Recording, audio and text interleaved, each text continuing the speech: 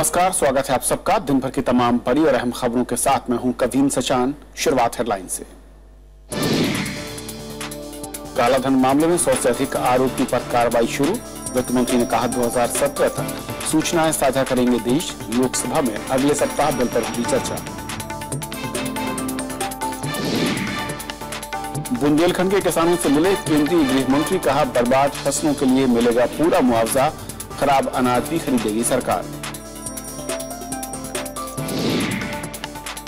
कश्मीरी पंडितों के मामले में हस्तक्षेप न करे पाकिस्तान। नेशनल कॉन्फ्रेंस समेत कई दलों ने भी उठाया सवाल। सरकार ने कहा घाटी में होगी वापसी।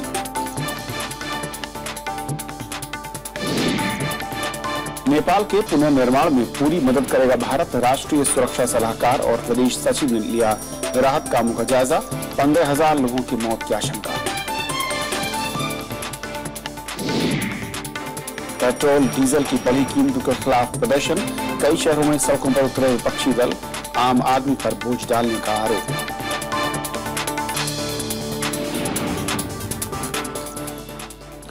और आइए देखते हैं हमारी आज की पहली खबर।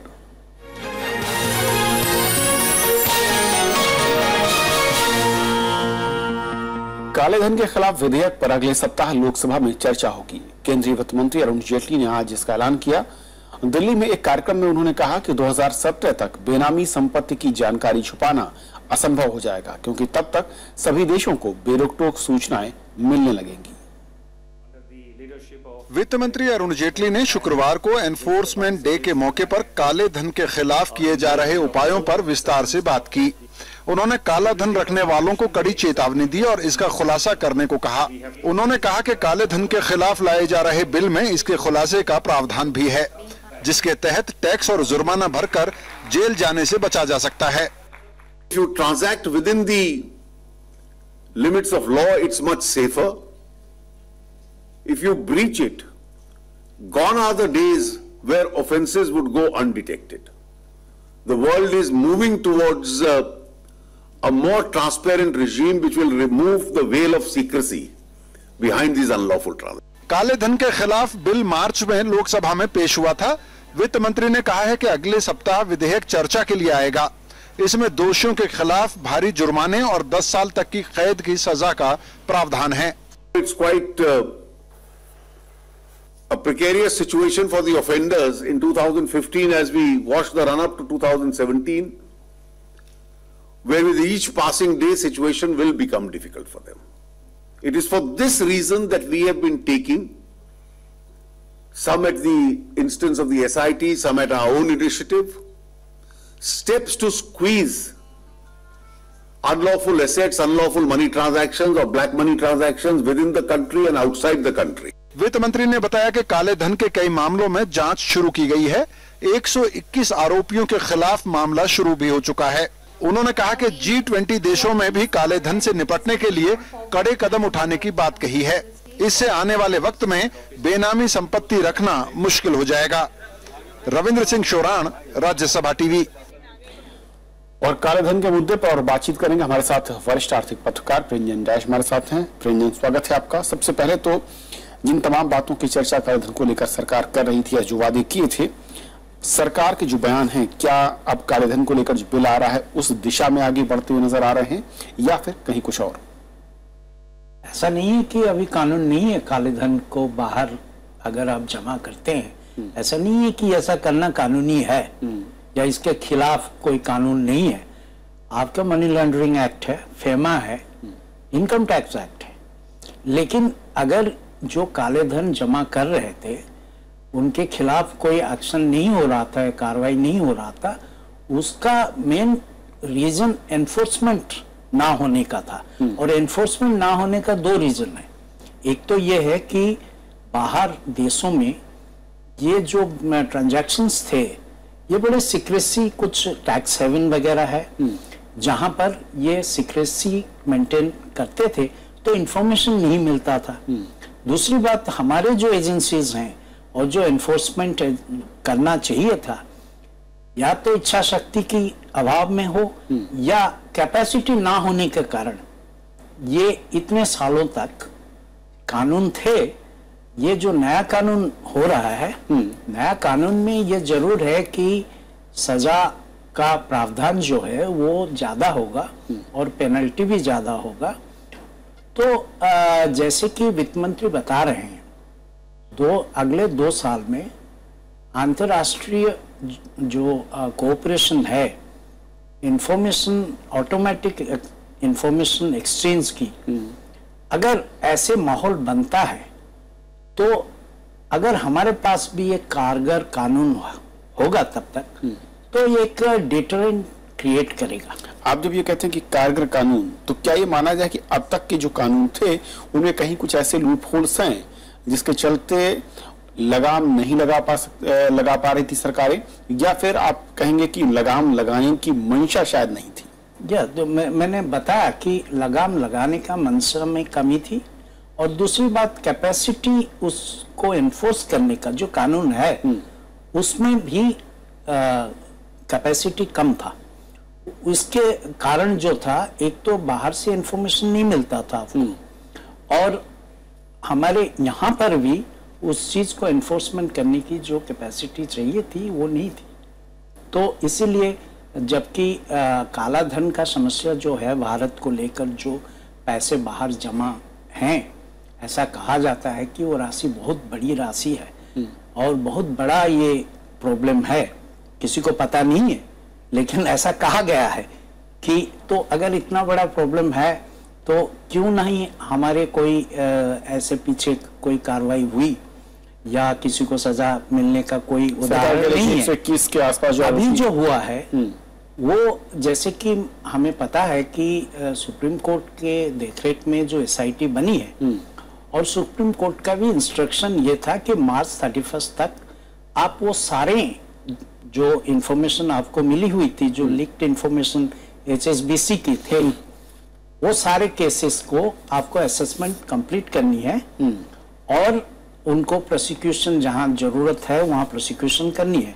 तो उसके चलते अभी 121 लोगों के खिलाफ प्रोसिक्यूशन हुआ है ऐसे बताया जा रहा है, और बाकी जो केसेस थे उनकी असेसमेंट हो चुकी है, और जो भी उसमें कंपाउंडिंग ऑफ ऑफेंस हो या ये जो 21 होंगे ये विलफुल डिफॉल्टर होंगे तो उनके खिलाफ प्रोसिक्यूशन आगे किया गया है। लेकिन कई लोग ये भी समझना चाहेंगे रंजन की क्या वाकई हमारे देश में अब तक जो कानून रहे हैं काले धन को रोकने के लिए वो दूसरे देशों से कमजोर थे, प्रभावी नहीं थे, सजा कम थी इसलिए इफेक्टिव नहीं हुए?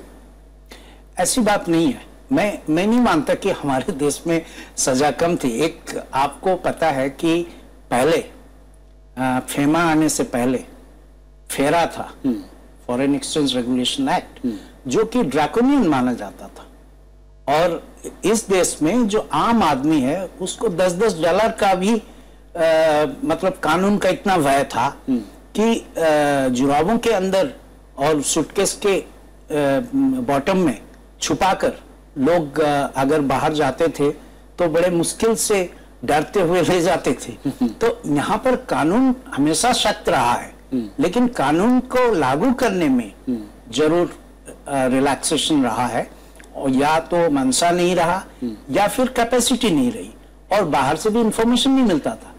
तो ये बात है। इसमें देखिए जो काला धन है, अभी मैं मानता हूं कि ये 2 तरह के हैं। एक तो जो कि अनअकाउंटेड फॉर मनी है, यानी जिसपे टैक्स नहीं दी जाती, टैक्स नहीं पे किया, और उसको बाहर लेके, या इकोनॉमिक ऑफेंसेस की प्रोसीड्स हैं जिसको बाहर लेके जमा किया जाता है। दूसरा ये है कि प्रोसीड्स ऑफ क्राइम्स है, जैसे कि ब्राइबरी हो या और इंटरनेशनल क्राइम्स भी हो सकते हैं, वो टेररिस्ट फाइनेंसिंग हो सकते हैं, ड्रग पेडलिंग के या आर्म्स डीलिंग के हो सकते हैं। तो ये 2 तरह के चीजें हो। मैं इस चीज को मानता हूं कि जैसे जैसे उदारीकरण की नीति भारत ने अपनाया है, इकोनॉमिक इंसेंटिव, पर्टिकुलरली जब से हमने इनकम टैक्स रेट को रीजनेबल कर दिया है, जो कि मिड 90s में 96 में किया है, 97-98 से, तब से मेरा मानना यह है कि जो पैसे अनअकाउंटेड फॉर टैक्स बचाते हुए, इवेड करते हुए जो पैसे बाहर ले जाना था वो अगर बाहर गया भी है वो वापस भी आ गया है, क्योंकि वो पैसे देखिए दुनिया भर से पैसे जो है वो भारत में आ रहे हैं। रंजन, वक्त की कमी है, लेकिन बहुत जो आपने बात हम कही कि किस तरीके से इसे लागू किया जाता है, इन्फोर्समेंट जो जिनके हाथ में है वो कैसे इसे लाती है, ये सबसे अहम सवाल होता है। बहुत बहुत शुक्रिया इस पूरे मसले पर बातचीत करने के लिए आपका। तो ये थी हमारी पहली खबर। छोटा सा ब्रेक और ब्रेक के उस पार दूसरी खबरें।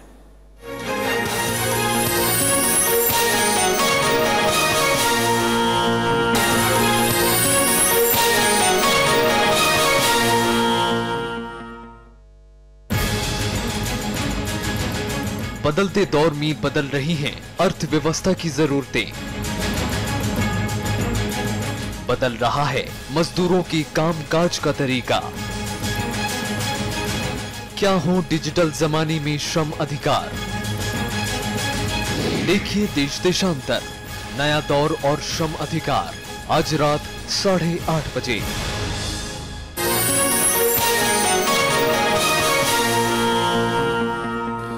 भारत ने भूकंप की मार झेल रहे नेपाल के पुनर्निर्माण में पूरी मदद का भरोसा दिया है। ऑपरेशन मैत्री की समीक्षा के लिए आज काठमांडू पहुंचे राष्ट्रीय सुरक्षा सलाहकार अजीत डोभाल ने ये बात कही। अजीत डोभाल और विदेश सचिव ने भूकंप पीड़ित इलाकों का हवाई सर्वे किया और राहत बचाव कामों का जायजा भी लिया। भूकंप से मरने वालों की संख्या 6000 से ज्यादा हो चुकी है। हालांकि नेपाल के सेना प्रमुख ने यह आशंका भी जताई है कि यह मौत का आंकड़ा 15,000 को भी पार कर सकता है। काठमांडू पहुंचे राष्ट्रीय सुरक्षा सलाहकार अजीत डोभाल और विदेश सचिव एस जयशंकर ने शुक्रवार को भूकंप पीड़ित लोगों से मुलाकात की। उन्होंने भारत से गई राहत और बचाव टीमों से मुलाकात कर अभियान की समीक्षा भी की। पीड़ित इलाकों का हवाई सर्वे करने के बाद अजीत डोभाल ने एनडीआरएफ, सेना और वायुसेना के काम की तारीफ की। 6 दिन के अंदर में लगभग रिलीफ का काम पूरे इतने दूर दराज के इलाकों में जहां ना हेलीकॉप्टर उतर सकते थे, ना जहाज जा सकते थे, ना सड़कें अवेलेबल थी, ना वहां पर यह था, वहां तक भी हमारी मेडिकल टीम, रेस्क्यू टीम जगह जगह सब में चली गई हैं और लोगों को उनसे बहुत अधिक इस त्रासदी की घड़ी में बहुत अधिक। अजीत डोभाल और एस जयशंकर ने काठमांडू में नेपाल के प्रधानमंत्री सुशील कोइराला से मुलाकात की। उन्होंने प्रधानमंत्री की ओर से नेपाल को भूकंप से उबरने में हर मुमकिन मदद का भरोसा दिलाया कि अगर नेपाल के अंदर आपत्ति आई है तो हम नेपाल के साथ खड़े हैं, नेपाल को हर मदद करेंगे, नेपाल को हर तरह की कोई कमी नहीं महसूस होने देंगे कि उनके देश के अंदर में अगर कोई चीज नहीं थी। नेपाल अपने पुनर्निर्माण के लिए जो भी योजना बनाएगा, भारत उसके पीछे खड़ा रहेगा। इस बीच एवरेस्ट बेस कैंप में फंसे आंध्र प्रदेश और तेलंगाना के 20 पर्वतारोहियों को सुरक्षित निकाल लिया गया है। ये लोग शनिवार को भूकंप के बाद आए हिमस्खलन की वजह से वहां फंसे हुए थे। स्नो तो ऑब्वियसली बहुत सारा आ रहा था, बट स्नो से ज्यादा हम सांस नहीं ले पा रहे थे, तो दिक्कत सांस लेने की हो रही थी। तो जो मेरा फ्रेंड बाजू में था उसने अपना जैकेट खोला और जैकेट के अंदर मुझे सांस लेने दिया, तो तभी मैं एक्चुअली बराबर से सांस ले पाया। नेपाल में पूरा जोर राहत कार्यों पर दिया जा रहा है। भारत से राहत सामग्रियों से लदे ट्रकों का नेपाल पहुंचना जारी है, लेकिन सड़क टूटने और मलबा जमे होने की वजह से जरूरतमंदों तक मदद नहीं पहुंच पा रही। लामजुंग, गोरखा समेत दूर दराज के इलाकों को अभी भी मदद का इंतजार है। यहाँ लोग खुले आसमान के नीचे रात गुजारने को मजबूर हैं। सबसे ज्यादा जरूरत खाने पीने की चीजों, टेंट और दवाओं की है। भूकम्प अब खाद्यान्न निकाल्न सकिएन, वस्तुभाव एउटा बाख्रो मर्यो, बाँकी अब बस्ने हालत यही हो। अहिले जुन अगाडि देखिया छ त्यही हो। अब परिवार कोही चाहिँ बाहिर भएको बाहिरै छन्, आउन सकेका छैनन्। संयुक्त राष्ट्र के मुताबिक नेपाल में आए विनाशकारी भूकंप से 80 लाख लोग पीड़ित हुए हैं। इसमें 14 लाख लोगों को तुरंत राहत सामग्री और 5 लाख लोगों को तुरंत टेंट मुहैया कराने की जरूरत है। आपदा में 6 लाख मकानों को नुकसान पहुंचा है, जबकि 2.5 लाख लोग बेघर हुए हैं। 25 अप्रैल की दोपहर आए भूकंप में अब तक 6000 से ज्यादा लोगों की मौत हो चुकी है। कुदरत की इस मार में 14,000 लोग घायल भी हुए हैं। ये मास्क आसानी से उपलब्ध भी है और सस्ता भी है, और ये सबसे सुविधाजनक तरीका है अपने आप को नेपाल में सेहतमंद रखने का। इसीलिए अगर आप नेपाल आ रहे हो तो इसे जरूर खरीदें और इसका भरपूर इस्तेमाल करें। अमृतांशु राय, पशुपतिनाथ टेम्पल, काठमांडू। भारत ने अपने अंदरूनी मामलों में पाकिस्तान को हस्तक्षेप न करने को कहा है। सरकार ने कश्मीरी पंडितों की घाटी में वापसी पर पाकिस्तान के विरोध को बेवजह बताया। दरअसल पाकिस्तान के विदेश मंत्रालय ने कश्मीरी पंडितों की वापसी से जम्मू कश्मीर की आबादी में असंतुलन पैदा होने की आशंका जताई थी।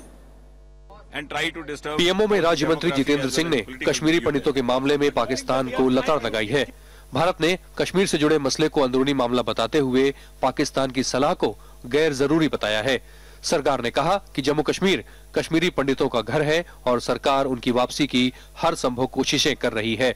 Resolution of 1994, which was passed in the Parliament unanimously by all the political parties, which upheld that Jammu and Kashmir is a inseparable part of India, and there is no issue left to be resolved as far as Jammu and Kashmir is concerned. If at all there is an issue left to be resolved or unresolved, that is the issue of how to retrieve back the part of the erstwhile Jammu and Kashmir which continues to be or continues to remain under illegal occupation of Pakistan. उधर national conference ने भी पाकिस्तान के इस बयान की तीखी निंदा की है। उसने कहा कि पाकिस्तान को इस मसले में अपना सामान्य ज्ञान बढ़ाना चाहिए।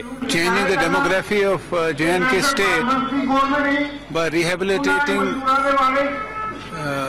the permanent residents of the state in Kashmir is in no way changing the demographic character of the state. There's some wrong information perhaps with the Foreign Office of Pakistan, because the issue is the Kashmiri Pandits, who are a minuscule part of the population of J&K state, had to leave the state. Pakistan का ये बयान ऐसे समय में आया है जब केंद्र और जम्मू कश्मीर सरकार मिलकर कश्मीरी पंडितों की उनके पुश्तैनी जगहों पर वापसी की कोशिशें कर रही है और इस पर भारत की सभी पार्टियों में सहमति है। साफ है कि पाकिस्तान की कोशिश इस प्रक्रिया को कमजोर करने की है। अखिलेश सुमन, राज्यसभा टीवी। योग गुरु बाबा रामदेव ने आज प्रेस कॉन्फ्रेंस कर पुत्र जीवक दवा पर अपनी सफाई दी। उन्होंने जेडीयू नेता केसी त्यागी के आरोपों को खारिज करते हुए कहा कि दवा बेटा पैदा होने का दावा नहीं करती। हरियाणा के मुख्यमंत्री ने भी बाबा रामदेव का बचाव किया है। गुरुवार को राज्यसभा में ये मामला उठने के बाद बाबा रामदेव अपनी दवा कंपनी के उत्पाद का बचाव करने को उतर आए। उन्होंने कहा कि आरोप लगाने वाले आयुर्वेद के बारे में जानकारी नहीं रखते। इस तरह की भ्रांतियां उनसे बहुत पीड़ा होती है कि लोग संसद में जाए तो थोड़ा होमवर्क करके जाए। किसी को भी मुद्दे पर बात करने तो हमारे साथ में आकर के शास्त्रार्थ करें, उसके साइंटिफिक एविडेंस दें और तब बात करें। इस तरह से बेफालतू की चीजें, बेफालतू की बातें नहीं करनी चाहिए। बाबा रामदेव हरियाणा सरकार के ब्रांड एम्बेसडर हैं, इसलिए हरियाणा के मुख्यमंत्री से भी इस बारे में सवाल पूछा गया।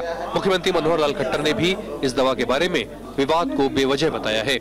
ये पुत्र रत्न जो औषधि एक जड़ी बूटी से बनाई गई है और उस जड़ी बूटी का नाम ही पुत्र रत्न प्राप्ति जड़ी ऐसा कुछ है। और उन्होंने दूसरा स्पष्टीकरण दिया कि संस्कृत में संतान के लिए शब्द पुत्र है, पुत्री शब्द नहीं है, इसलिए इसमें केवल पुत्र का अर्थ बेटा है और बेटी नहीं है, ऐसा नहीं है। वो संतान प्राप्ति की औषधि है, उसमें बेटा और बेटी का कोई भेद नहीं किया गया है। बाबा रामदेव ने आरोप लगाने वाले सांसद केसी त्यागी से माफी मांगने की मांग की, लेकिन केसी त्यागी अपने आरोपों पर कायम है। उधर कांग्रेस ने पुत्र जीवक दवा की आड़ में हरियाणा सरकार की आलोचना की है। रामदेव जी की जो दवाई है, जो औषधि है, उसका नाम ही पुत्र बीजक बीज है। मुझे उस पर आपत्ति है। इसका नाम संतान बीजक बीज रखें तो मुझे कोई ऐतराज नहीं होगा। Mr. Ramdev is the brand ambassador of a state in Haryana, which is also the starting point for Prime Minister's Beti Bachao, Beti Padhao campaign. So just goes to show the entire hypocrisy of the government. So extremely unfortunate, and the government needs to come clean. दरअसल पुत्र जीवक नाम की दवा बाबा रामदेव की Divya pharmacy company का ही उत्पाद है। गुरुवार को राज्यसभा में ये मामला उठा था, जिसमें विपक्ष ने आरोप लगाया कि इस दवा से बेटा पैदा होने का दावा किया जा रहा है, जिससे समाज में लिंगानुपात के मामले में भेदभाव का संदेश जाता है। सरकार ने संसद में इस मामले की जांच का भी भरोसा दिया था। Bureau report, Rajya Sabha TV.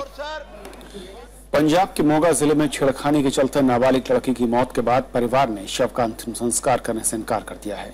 इस बीच मोगा में ही गैंगरेप का एक दूसरा मामला सामने आने के बाद विपक्ष ने राज्य की अकाली बीजेपी सरकार पर हमला बोला है। कांग्रेस और आम आदमी पार्टी ने पंजाब और दिल्ली में इन मुद्दों पर प्रदर्शन किया और बादल परिवार की बसों का परमिट रद्द करने की मांग की। पंजाब में महिलाओं के खिलाफ अपराध की 2 बड़ी वारदातों के बाद से राज्य सरकार विपक्ष के निशाने पर है। बुधवार को मोगा के मारी मुस्तफा गांव में 20 साल की युवती से गैंगरेप के मामले में पुलिस ने शुक्रवार को एक आरोपी को गिरफ्तार कर लिया। पुलिस के मुताबिक गैंगरेप के बाद युवती का MMS भी बनाया गया। मेन जिहड़ा अक्यूज है जसवंत सिंह जिहदी वाइफ सरबजीत कौर सी उहनूं अरेस्ट कर लिया। बाकी 4 बंदे आइडेंटिफाइड ने। 4 बंदे नूं पकड़न वास्ते साडियां पुलिस पार्टियां जा चुकी ने। इससे पहले बुधवार को मोगा में ही बस में मां बेटी से छेड़छाड़ की घटना हुई थी, जिसमें बस से गिरकर बेटी की मौत हो गई थी। लड़की के परिजनों ने मुआवजे और बस का परमिट रद्द नहीं होने तक शव का अंतिम संस्कार नहीं करने की बात कही है। दरअसल ऑर्बिट नाम की बस कंपनी में राज्य के डिप्टी सीएम सुखबीर सिंह बादल की भी हिस्सेदारी है। अब विपक्ष इस मामले को लेकर बादल सरकार पर हमलावर है।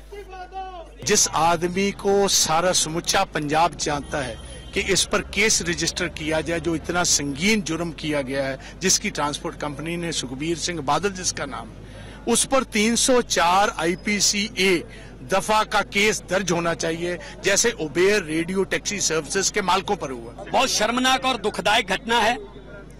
जैसे दिल्ली में निर्भया कांड हुआ था, ये भी पंजाब का निर्भया कांड है और उससे भी दुखदायक है कि बसें जो हैं वो सत्ताधारी बादल परिवार की हैं। कांग्रेस ने इन घटनाओं के विरोध में पंजाब से लेकर दिल्ली तक प्रदर्शन भी किया है। केंद्र सरकार ने मोगा में छेड़छाड़ के बाद नाबालिग लड़की की मौत के मामले में राज्य सरकार से जवाब भी मांगा है। Bureau report, Rajya Sabha TV. Congress ने केंद्रीय सड़क परिवहन मंत्री नितिन गडकरी का इस्तीफा मांगा है। पार्टी ने CAG की रिपोर्ट का हवाला देते हुए आरोप लगाया कि पूर्ति समूह की एक कंपनी ने नियमों का पालन नहीं किया है। CAG रिपोर्ट में नितिन गडकरी को इस कंपनी का प्रमोटर बताया गया।